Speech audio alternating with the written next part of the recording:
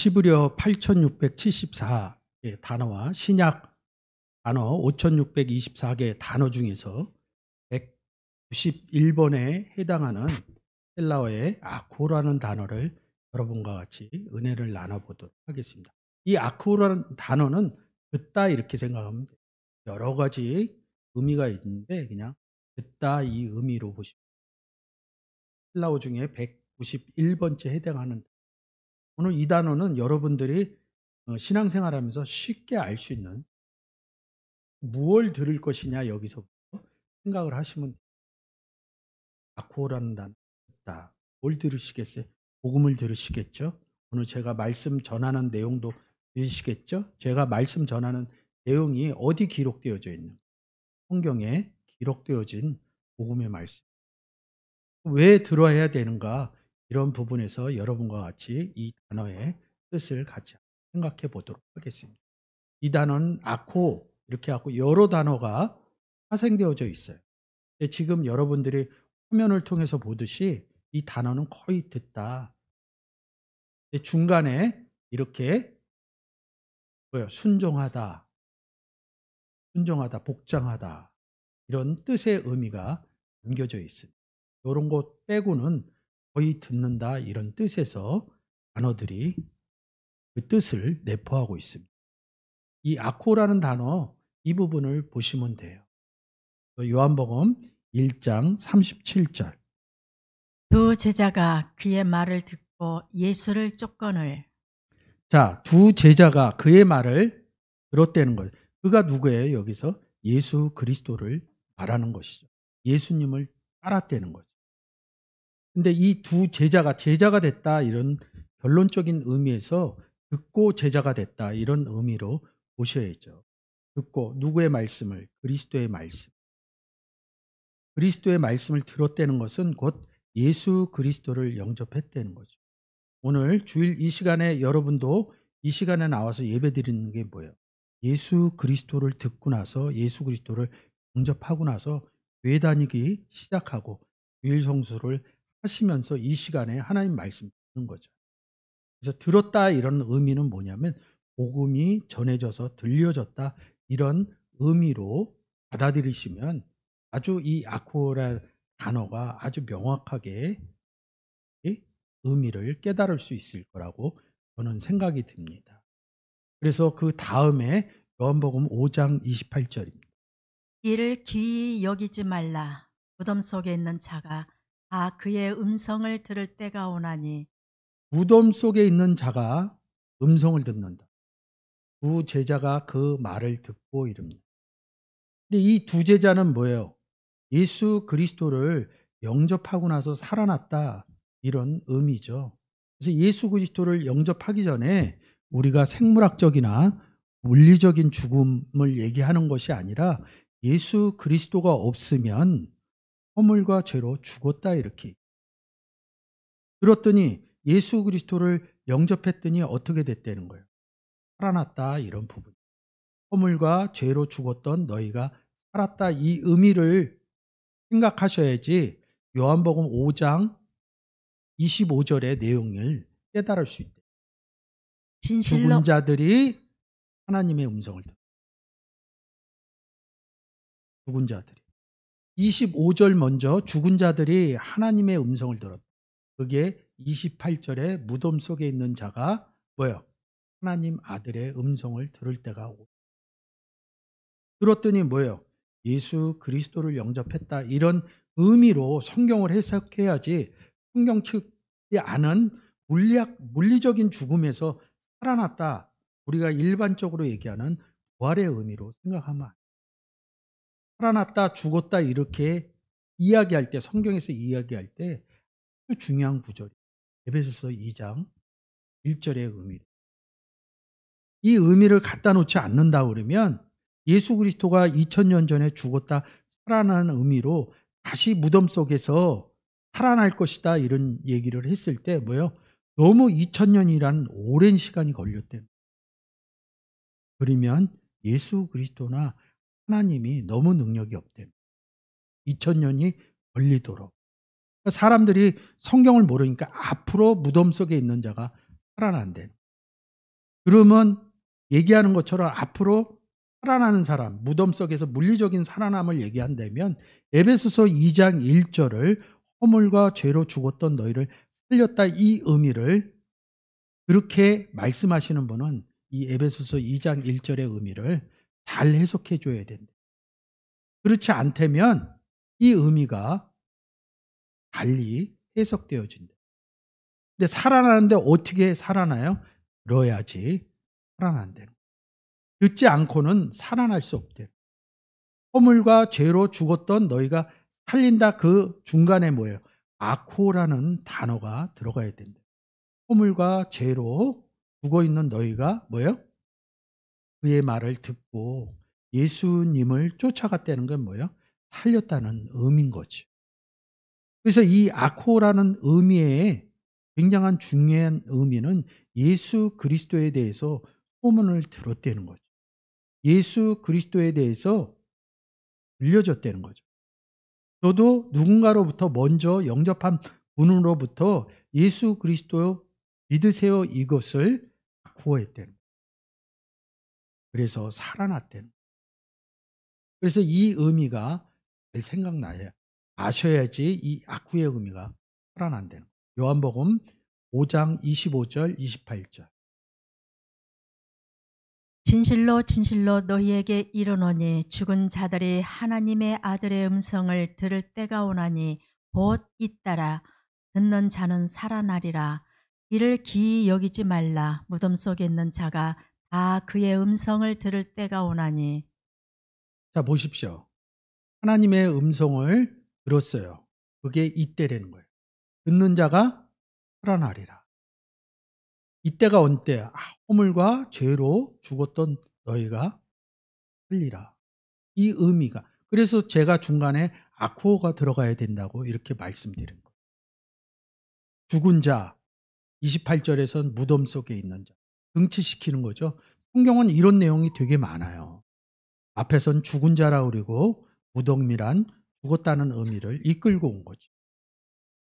하나님의 아들의 음성을 들을 때가, 예수님만 하나님의 아들이 아닙니다. 예수 그리스도를 영접해서 허물과 죄로 죽었던 사람이 살아난 사람, 예수 그리스도를 영접한 사람도 하나님의 아들이. 하나님의 영으로 인도함을 받는 자들은 뭐야? 하나님의 아들이. 그러면 예수 그리스도가 나를 살렸던 이야기만 하는 게 아니라 뭐요? 하나님의 아들인 우리가 나가서 복음을 전할 때 살리는 역사가 난다. 우리가 나가서 하나님의 아들로 뭐예요? 듣게끔 해줘야 된대요. 그게 아코라는 단어의 특성이라는 거예요. 누가복음 1장 15절입니다. 좋은 땅에 있다는 것은 착하고 좋은 마음으로 말씀을 듣고 지키어 인내로 결실하는 자니라. 씨가 뿌려져서 우리는 좋은 땅이 됐다는 거예요. 우리의 얘기입니다. 쉽게 얘기해서 요한복음 15장으로 가면 하나님 농부여 예수님 포도나무여 나는 가지니, 가지가 좋은 땅에 있다는 겁니다. 그래서 말씀을 듣고, 그러니까 자꾸 내가 듣는 것으로 얘기. 아니면 말씀을 듣고 좋은 땅이 되었다, 이런 의미도 있겠죠. 그런 사람들은 뭐예요? 하나님의 음성을 전할 때가, 그게 아코하는 게 사실 가서 듣게 한다, 이런 의미. 그러니까 전한다, 이런 의미가 그 의미에 내포되어 있는 것이죠. 근데 한 번 얘기해요? 가서 복음 전할 때 한 번 얘기합니까? 계속 반복, 인내하면서 복음을 전하는 거예요. 한 번 전하고, 두 번 전하고, 세 번 전하고, 10번 전하고, 30번 전하고, 60번 전하고, 100번 전했더니 그분이 예수 그리스도의 듣는 말씀을 듣고 예수를 쫓건을 이렇게 됐대. 그게 결실했다, 이런 의미로 기록되어져 있는 것입니다. 이게 그냥 성경을 그냥 얘기하는 게 아니라 순차적으로 이런 의미들이 다 숨어져 있대요. 먼저 내가 들어야겠죠. 누구에 대해서? 예수 그리스도에 대해서, 하나님에 대해서. 그 다음에 좋은 땅이 된 사람들은 뭐예요? 예수 그리스도를 영접하지 않은 사람들에게 복음을 전해서 듣게 해야겠다. 듣고 듣게 해야 된다. 전해야 된다. 이런 의미가 숨겨져 있는 거예요. 그 의미를 마태복음 7장 24절에서 잘 표현하고 있죠. 그러므로 누구든지 나의 이 말을 듣고 행하는 자는 그 집을 반석 위에 지은 지혜로운 사람 같으리. 나의 이 말을 듣고 뭐예요? 듣고 예수님을 쫓고는 예수 그리스도를 영접해야지 그 다음에 행하는 것입니다. 그래서 행하는 자는 이 말을 듣고 행하는 자는 뭐예요? 인내로 결실하는 자입니다. 이런 의미로 해석해야겠죠. 이런 사람들은 뭐예요? 반석 위에 지은 지혜로운 사람 같다. 지혜가 있는 사람이다. 반석이신 예수 그리스도 위에 있는 지혜로운 사람이다. 이렇게 기록되어져 있는 거예요. 근데 마태복음 7장 26절에서는 반대로 얘기합니다. 나의 이 말을 듣고 행치 아니하는 자는 그 집을 모래 위에 지은 어리석은 사람 같으리. 이 말을 듣는다 이런 뜻은 뭐예요? 마태복음 13장에서 길가밭에 뿌려지고 바위에 뿌려지고 좋은 밭에 뿌려지고 이런 얘기를 하는 거지. 누구나 다 들어요. 근데 좋은 밭이 됐느냐? 좋은 땅에 있다는 것은 이렇게 되면 말씀을 듣고 지켜 인내로 결실하는 자니라. 그러면 결실하려면 어떻게 해야 돼? 행해야 되는 거지. 그래서 24절에서는 듣고 행하는 자, 26절에서는 듣고 행하지 않는 자. 이렇게 기록되어져 있는 거예요. 행하는 자는 뭐예요? 반석이신 예수 그리스도 위에 지혜로운 사람이다. 행치 않는 자는 모래 위에 지은 어리석은 사람 같으니. 어떻게 보면 이 아쿠오라는 단어는 행한다 이런 단어하고 같이 연결되어져서 구원의 의미로 쓰여진다는 거지. 근데 듣긴 들어요. 누구나 다 예수 그리스도 믿으세요 하고 다 듣습니다. 많은 사람들이 들어요. 그리고 많은 사람들이 예수 그리스도를 듣고 영접을 합니다. 그 다음 문제가 뭐예요? 오늘날 교회를 다니는 사람들에게 다 적용되는 내용이죠. 그 다음에 교회 나와서 뭐예요? 행하느냐, 행치 않느냐. 행하는 사람은 반석 위에 지혜로운 사람과 같다. 구원을 확증을 해주는 거죠. 행치 않다면 모래 위에 어리석은 사람 같다. 여러분들이 교회 생활을 한다면 이 두 구절을 잘 생각을 하셔야 돼요.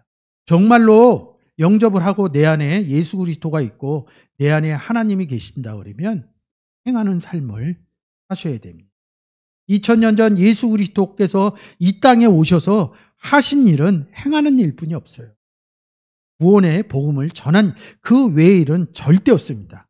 그것은 그 나머지 것을 얘기한다면 그거는 과대하게 성경의 의미를, 구원의 의미를 다르게 해석해서 전하는 내용뿐이 없습니다. 사도행전 이후에도 하나님과 예수 그리스도 전하는 얘기뿐이 없지 다른 얘기를 한다 그러면 그것은 복음적인 얘기가 아닙니다. 삶이 풍성하고 어떤 굉장한 역사적인 일이 일어났다는 것은 구원의 의미를 해석하려고 그렇게 성경에 기록을 해놓은 것이지 그 굉장한 역사적인 일도 구원의 표징을 하기 위해서 삶의 형식으로 그렇게 표현을 기록을 해놓았다고 저는 생각을 합니다. 특히 교회 다니시는 분은 내가 복음을 전하는지 안 전하는지 이런 부분으로 여러분들이 생각을 많이 생각하시면서 성경의 내용을 보셔야 된다고 저는 생각합니다. 이 아코라는 단어는 듣고 전하는 들음의 전함의 아코의 삶을 이루어갈지 여러분들이 이 단어를 보면서 잘 생각하셨으면 좋겠습니다. 이 아쿠라는 단어가 많이 파생이 다요. 그래서 쉬파쿠 이렇게 하고 순종하다, 복종하다 이렇게. 이 단어는 쉬포라는 단어와 아쿠라는 단어와 합성해 되어져 있어요. 어디 아래에 있느냐?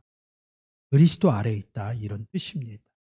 그러면 그리스도와 함께 아래에 있다는 것은 뭐야? 그리스도와 함께 임마누엘 돼 있으면 내 안에 예수 그리스도가 있으면 복음을 순종치 않는 자들에게 안 되는 거예요. 그래서 주 안에서 순종하라. 쉽게 얘기해서는 주 안에 있는 것을 알게 되면 복음을 전할 수밖에 없다. 저는 이렇게 생각을 합니다. 어느 말을 듣고 순종한다는 것이 아니라 성경의 내용들은 너는 구원을 얻었느냐? 그러면 복음을 전하라. 이런 내용들이 순종하라 이런 뜻입니다. 그래서 이 순종하라 이런 뜻은 더 한번 휘파고 이르면서 뭐예요? 너의 복종이 온전하게 될 때 이렇게 얘기를 합니다. 너의 복종이 온전하게 될 때 뭐예요? 복음 전한다 이런 뜻입니다. 시브리서 5장 8절에서 그가 아들이시라도 받으신 고난으로 어떤 고난을 겪었어요? 예수 그리스도. 복음 전하는 고난을 겪었어요. 여러분 항상 말씀드리듯이 예수 그리스도가 삶 가운데 제일 고난 얻었을 때가 뭐예요? 우리가 고난 주간이죠. 고난 주간의 결과치는 뭡니까? 골고다 언덕을 넘어가는 것이죠. 그래서 십자가에 못 박히는 것이죠. 그래서 그 부분만 딱 잘라서 보시면 안 돼요. 그러면 골고다 언덕과 십자가에 못 박힌 원인이 무엇이냐 이거죠. 그 원인은 복음 전한 것뿐. 그게 고난으로 순종을 배워서 이릅니다. 그 의미가 복음 전하는 순종의 의미로 이 단어를 보셨으면 좋겠습니다. 근데 이 단어는 특기예요. 파라쿠오 이릅니다. 그래서 좀 전에 설명한 것처럼 파라 곁에라는 단어하고 아쿠오라는 단어하고 함께 있어요. 이 단어는 파라코에 이렇게 갖고 또 파생을 시키죠. 근데 이 단어는 순종치 아니했다 이런. 그러면 말씀을 듣고 행치 않았다 이런 부분. 듣지도 못하고 행치 못했다. 이런 두 가지의 의미가 있겠죠. 그래서 이 단어를 아코는 제가 설명을 많이 드렸으니까 이 파라의 의미를 아시면 순종치 아니했다 이 의미를 알 수 있어요. 헬라어의 전치사 이런 부분. N 어디 안에 있다. 주 안에 있다. 내 안에 있다. 그리고 에이스 안으로 들어가다. 그래서 이 파라라는 단어. 이 파라라는 단어의 뜻은 뭐냐면 곁에 있다 이럽니다. 우리가 네 가지 밭 할 때 길가밭 이릅니다. 길 얘기할 땐 뭐예요? 나는 길이요 진리요 생명이니 예수 그리스도가 자기가 길이라고 그럽니다. 우리는 그러면 그리스도 안에 들어갔다면 길 안에 들어간 것이죠. 근데 씨 뿌리는 비유에서 뭐예요? 길가에 뿌려졌다 그럽니다. 길 안에 뿌려진 게 아니라 길 밖에 있다. 이 의미로 해석이 되는 겁니다. 예수 그리스도 밖에 있다. 그래서 이 길가라는 단어로 제일 많이 인용되는 내용이 있어요. 마가복음 10장에서 바디메오 이야기죠.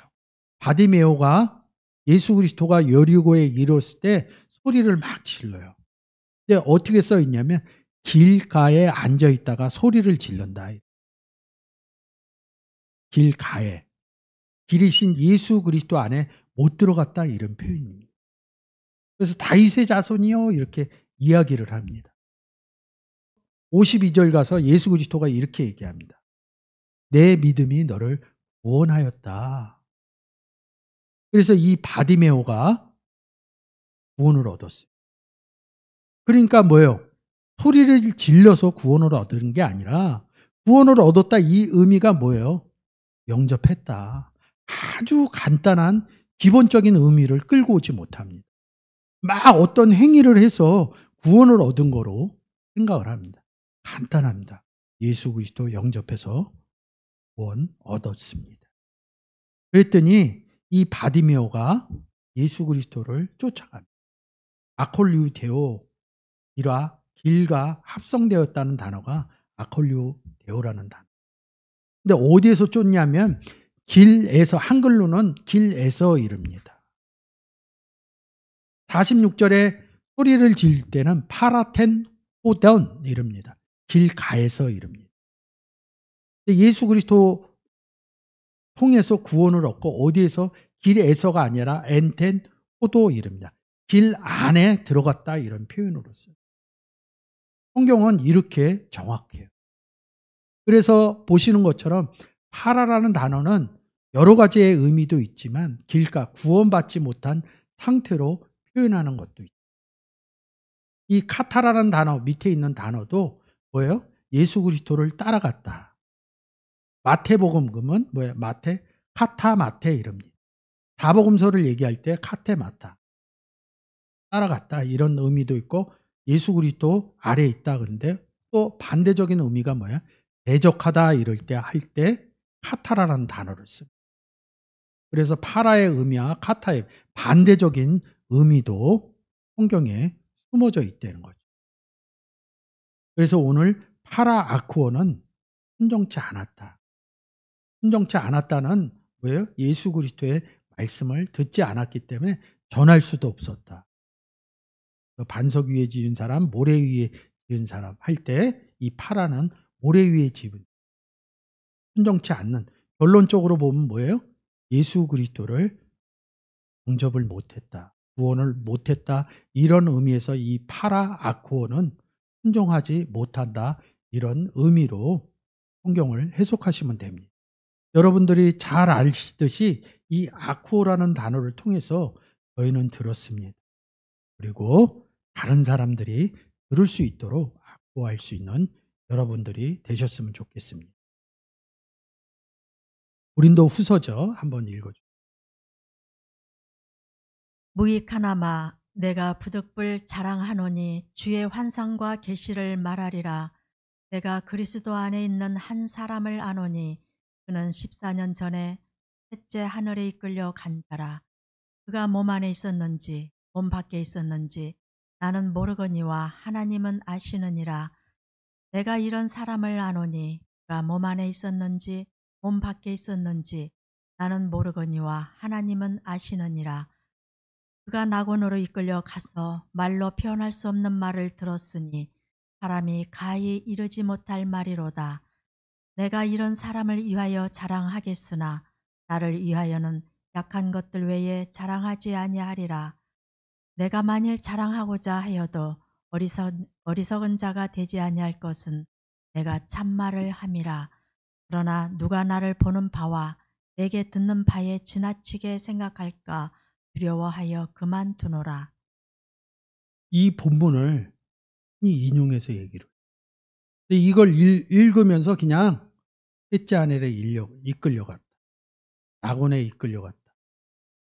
그리고 몸에 있는지 몸 밖에 있는지 여기에서부터 삶으로 증거가 안 돼요. 하늘로 이끌려간 사람 누구 있어요? 엘리야 한 사람뿐이 없어요.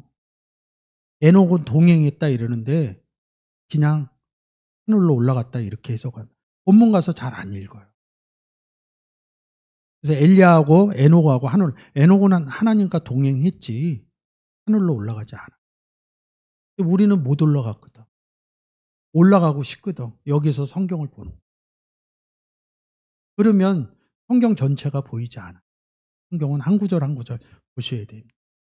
무익하나마 내가 부득불 자랑하노니. 이 사도 바울이 뭘 자랑하겠어요? 여러분들은 신앙생활하면서 뭘 자랑하시겠어요? 간단하잖아요. 그 뒤에 주의 환상과 계시를 말하리라.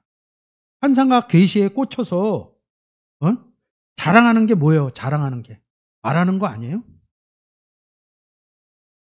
이 삶적인 의미로 또 못 끌고 오는 거예요. 우리가 자랑할 게 뭐 있어요? 예수 그리스도 영접해서. 예수 그리스도 한 분뿐이 없어요. 그 단어가 카우마이라는 단어. 그래서 뭐라 그래요? 주 안에서 자랑하라. 자랑하는 자는 다 주 안에서 자랑하라. 주 안에 있는지를 모르는 거예요. 그러니까 자랑할 것이 뭔지를 모르는 거예요. 그러니까 주의 환상과 계시를 말하려고 그러는 거예요. 그러니까 이상한 얘기하는 거예요. 성경을 빼놓고 이랬어 저랬어 이 얘기하는 거예요. 사도 바울이 뭔 얘기를 해요? 예수 그리스도와 하나님에 대해서뿐이 얘기를 못해요. 근데 그 많은 성경의 서사를 놔두고 환상과 계시 내가 보고 희한한 거, 삶에서 안 나타나는 것을 자꾸 얘기하려고 그래요. 환상과 계시도 풀었으면 다 예수 그리스도에 대해서 얘기한다 이렇게 기록되어져 있어요. 근데 기본적으로 주 안에서 자랑할지어다. 이게 모르는 거예요. 빌립보서 그래서 3장 3절에 뭐예요? 그리스도 예수로 자랑하고, 이 자랑의 의미를 모르는 겁니다. 그러니까 달라지는 거예요. 하늘에 이끌려간, 낙원으로 이끌려간. 그 다음에 오는 게 뭐예요? 하늘이라는 의미죠. 하늘에, 셋째 하늘에. 왜 또 셋째 하늘이라고? 왜 하늘 하면 그냥 저 스카이, 천국 이렇게 얘기합니다. 하늘의 의미를 정리를 못해요. 근데 우리가 오늘도 예배 드리면서 주기도문 했잖아요. 하늘에 왜 가려고 그러냐고요. 근데 성경에는 명확히 써 있어요. 하늘에 계신 우리 아버지, 하나님 아버지 얘기하는 거거든요. 근데 하늘에 하나님만 계시냐고요. 어느새 하나님 얘기하면 예수 그리스도는 또 없어져요. 그래서 성경에서 뭐라고 그래요? 나와 아버지는 하나니라.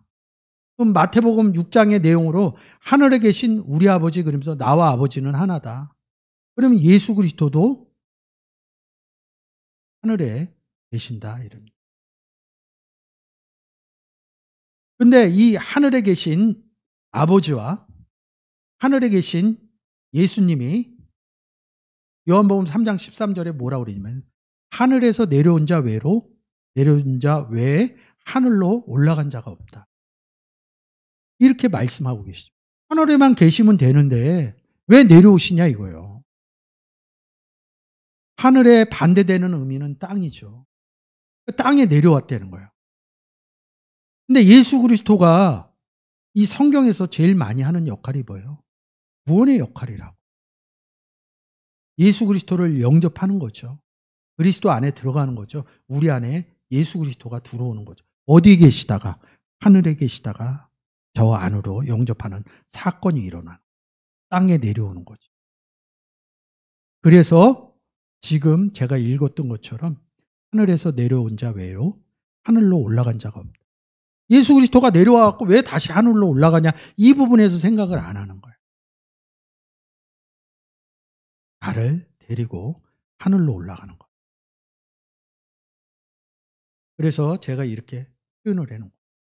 하늘의 의미를. 하늘에서 내려온 자 외에 하늘로 온 자가, 올라간 자가 없다. 어디에서? 땅에서. 하늘에 계신 우리 아버지, 하늘에 계신 예수 그리스도가 왜 내려왔냐 이거죠. 그것이 에베소서 2장 6절과 1장 20절입니다. 내려온 이유, 그래서 올라간 이유, 이 이유를 하늘 중점으로 성경은 이렇게 기록해 놓았습니다. 또 함께 일으키사 그리스도 예수 안에서 함께 하늘에 앉히시니 그 능력이 그리스도 안에서 역사하사 죽은 자들 가운데서 다시 살리시고 하늘에서 자기의 오른편에 앉히. 하늘에 계신 우리 아버지와 예수님이 하늘에서 내려와서 뭐예요?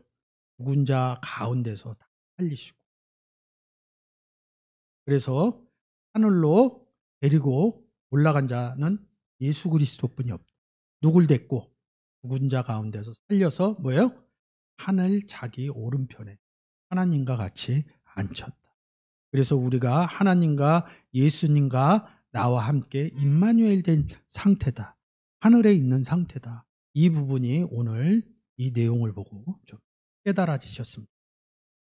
그래서 하늘에 계신 우리 아버지 이렇게 얘기하고 끝에 가서 뭐예요? 우리가 하늘에 앉힌 사건이 뭐예요? 하늘에서 이루어진 것 같이 다시 우리에게 하늘에서 예수 그리스도가 내려올 수 있도록 우리에게 그것을 맡긴 거죠. 하늘에서 이루어진 것 같이 뭐예요? 죽은 자인 땅에서도 죽은 자를 살리시는, 땅에서도 이루어지게 하옵소서. 주기도문은 우리가 예배 드릴 때 하는 것이 아니라 복음 전할 때의 내용입니다. 하늘에 계신 우리 아버지, 나와 함께 계신 우리 아버지, 내가 하늘에 앉혀진 역사로 하늘에서 이루어진 것처럼 땅에서도 이루어지게 하려면 어떻게 해요? 복음을 전해야지 이루어지는 것이죠. 이 부분이 잘 알아지셨으면 좋겠습니다. 하늘의 의미를, 그래서 뭐예요? 하늘에 이끌려간 자, 구원 얻은 자. 누구? 사도 바울. 사도 바울 자기 자신을 얘기하는 것이고 예수 그리스도를 영접한 여러분 이야기를 하시는 것이라고 잘 생각하셨으면 좋겠습니다. 그래서 몸 밖에 있는지 몸 안에 있는지. 왜 하늘 얘기하고 또 몸 얘기하고 뒤에 가서 낙원을 얘기해요? 이 가로치고 얘기하는 거죠. 하늘에 간 것이 몸 안에 들어간 것이다. 이런 의미죠. 그래서 제가 몸이라는 의미는 뭐예요? 소조라는 단어, 구원 얻었다. 이 의미를 이야기를 한 것이죠. 그래서 에베소서 4장 4절. 몸이 하나이요 성령이 하나이니 이와 같이 너희가 부르심의 한 소망 안에서 부르심을 입었느니라. 몸이 하나 됐다는 거죠. 예수 그리스도의 몸에. 그래서 우리가 부르심을 받아서 어디 앉혀진 사건이에요? 하늘에 앉혀진 사건이죠.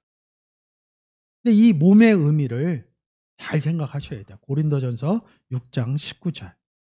너희 몸은 너희가 하나님께로부터 받은 바 너희 가운데 계신 성령의 전인 줄을 알지 못하느냐.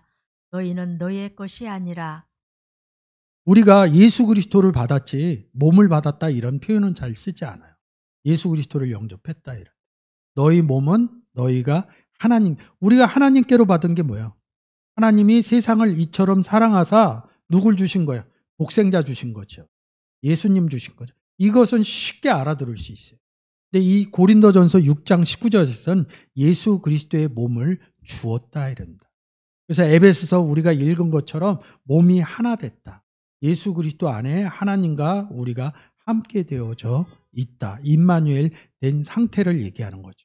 그래서 너희가 하나님께로부터 몸 받았다. 그래서 몸 밖에 있는지 몸 안에 있는지. 그러면 우리가 하늘에 어떻게 올라갔다고 그랬어요? 그리스도가 우리를 데리고 올라갔다는 거죠. 그래서 몸 안에 있는지 조금은 생각할 수 있도록 성경이 기록되어져 있는 거죠. 우리는 몸 안에 있는 거죠. 누구의 몸 안에? 예수 그리스도의 몸 안에. 이 부분을 영접한 사람들은 잘 생각하셔야 돼요.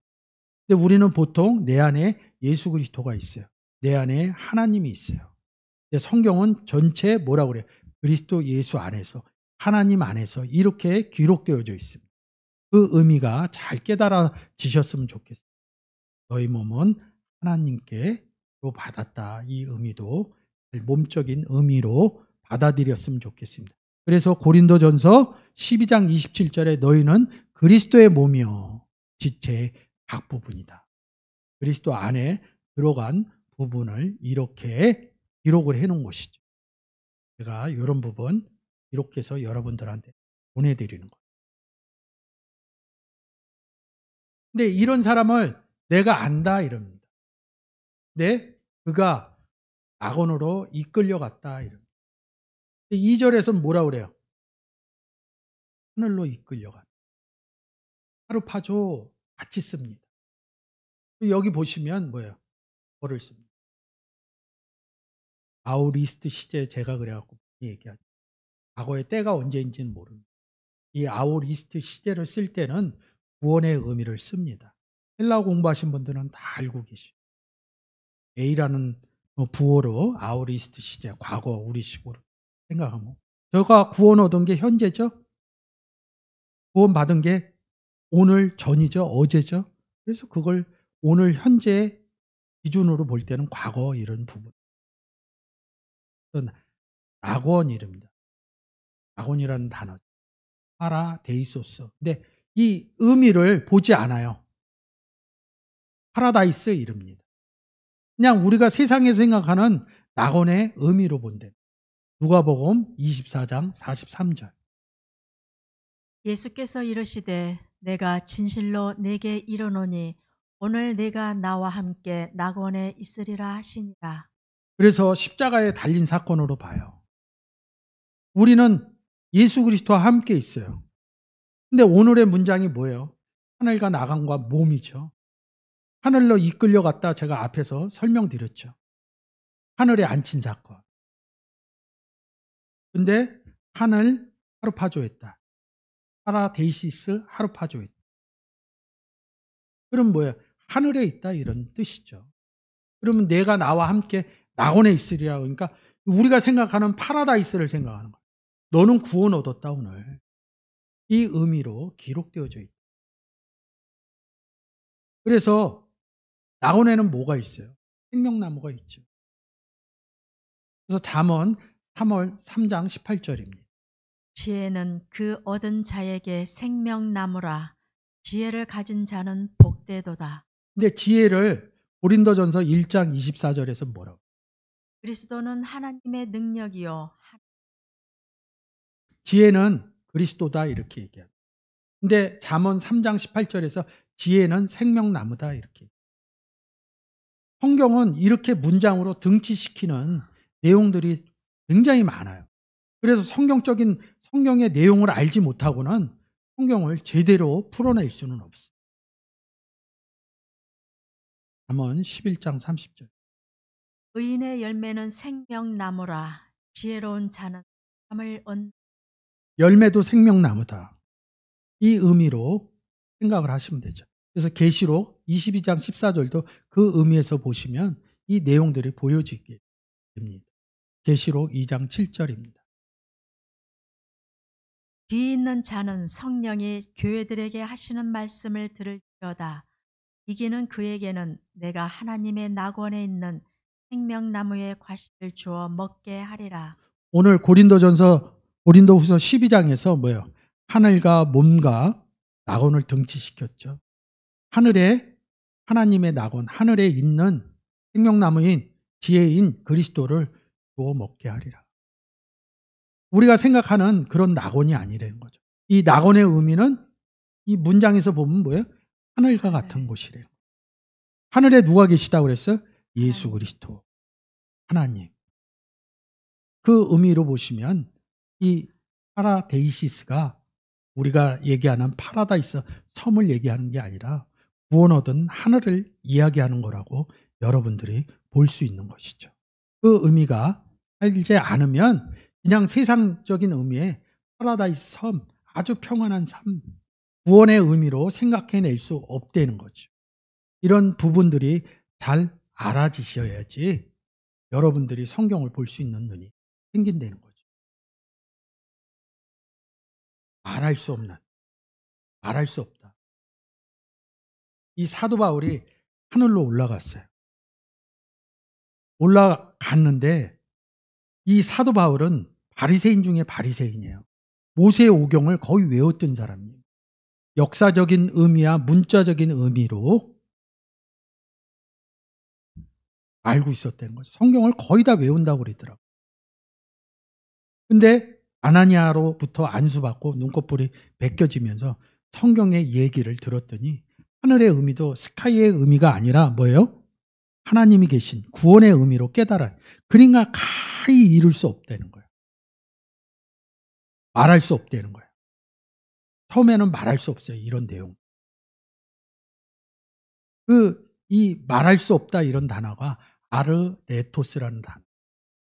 근데 이 단어는 1번인 알파라는 단어와 4490번 레토스라는 단어의 합성어예요. 이 레토스라는 단어가 성령이 밝히 말한다, 명백하게 얘기한다 이런 뜻. 그래서 제가 여기 명백하게, 정확하게 얘기한다는 거예요. 정확하게 얘기한다는 뜻은 뭐예요? 정확히 알고 있다는 거예요. 하나님에 대해서, 예수 그리스도에 대해서, 성경에 대해서 알 수. 근데 자기가 하늘로 이끌려가서 명확한 얘기를 들었더니 자기가 알고 있었던 상식하고는 다른 거예요. 그래서 가히 이룰 수 없는 말이다. 이렇게 기록되어져 있다. 알게 되면요, 이 알파라는 단어를 빼면 돼요. 레토스, 명확하게 얘기할 수 있다. 성경을 알면 명확하게 얘기할 수 있죠. 여러분도 삶 가운데 내가 하는 일에 대해서는 정확하게 알잖아요. 그게 레토스라는 단어를 명확하게 한다. 근데 성경을 알지 못하면 아르레토스라는 거예요. 말할 수 없다. 말 못한다 이런 뜻. 말 못한다 이런 뜻에 오는 단어가 뭐예요? 말 못하는 우상 이런 게. 목석을 얘기하는 게 아니에요. 말 못하는 우상 이렇게 얘기하는 것은 뭐냐면 하나님에 대해서 말할 수 없는 사람을 말 못하는 우상 이러는 거예요. 성경에 대해서, 구원에 대해서, 예수 그리스도에 대해서 성경적인 의미로 말하지 못한다 그러면 뭐야? 모래 위에 지은 집과 행할 수 없다 이런 의미로 받아들이시면 된다는 거예요. 그래서 이 7절에서 뭐예요? 사단의 가시를 주었더니 너무 힘들었다는 거예요. 그래서 내가 세 번째 주께 간구했다 이럽니다. 그래서 간구한 얘기가 사도 바울만 그런 것이 아니라 뭐예요? 예수 그리스도도 겟세마네 동산에서 3번 간구한 겁니다.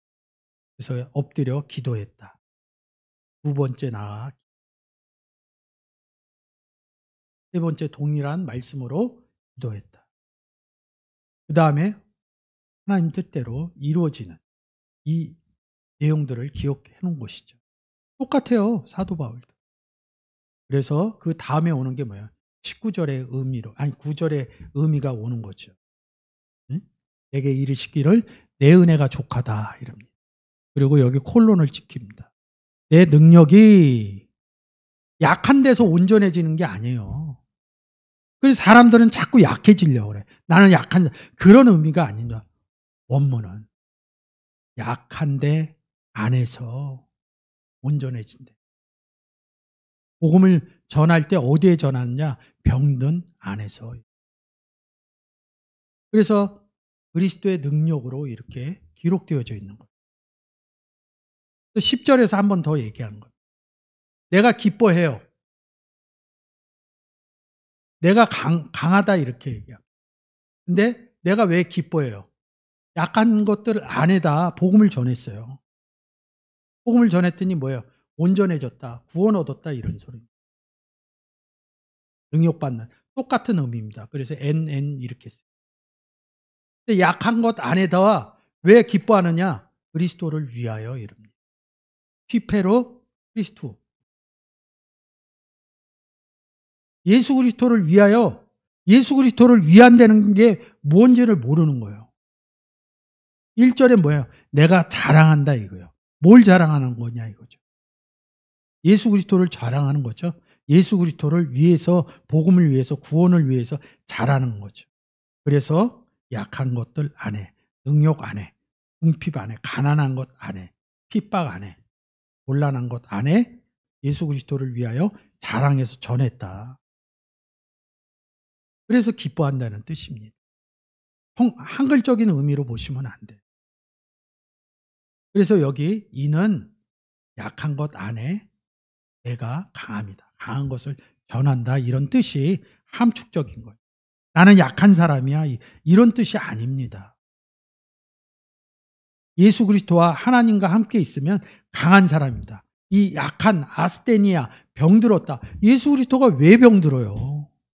원문적인 의미로, 의역적인 의미를 풀어내지 못하니까 이런 한글적인 의미의 이런 해석을 하는 거예요.